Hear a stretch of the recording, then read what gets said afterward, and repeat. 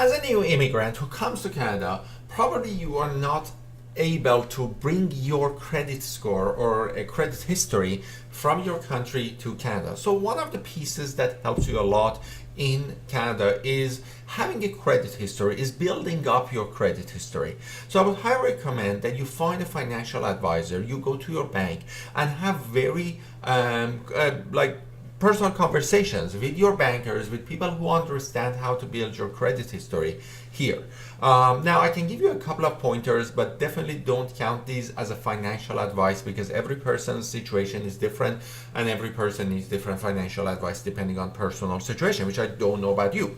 However, regularly what we recommend to people is that on a regular basis for their daily expenses, they use their credit card to pay their regular daily expenses, and then at the end of the month they pay all of their debt on their credit card entirely, so they don't end up owing any money to the credit card, but at the same time they build their history of their credit card, so their credit card is active and they're building their credit history and their credit score rises.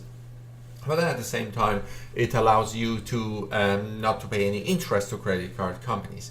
Another piece that is a little bit important, actually it can be very important because sometimes people don't know this, is the department store credit cards. So there are some department stores that you go in and they give you a credit card and they say, well, you don't need to pay anything for the next 6 months. You don't need to pay anything for the next 12 months.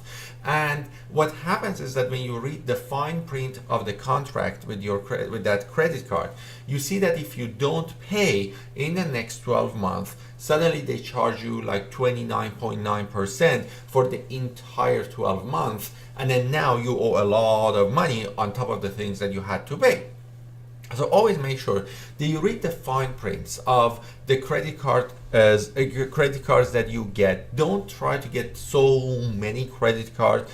Try to have only 1 or 2 credit cards, and make sure that you get advice. You get personalized advice from your banker or from a financial advisor who is supporting you and helping you with your credit card information. So don't count on general information. Don't go and follow like everything in this video. These are just like general advice. It's not advice specifically to you, and always keep that in mind that you need to have a plan to build your credit history, so when the time is right and you want to buy a house or you want to buy a car or whatever you want to buy, then you have the right credit that supports you to get the things that you want.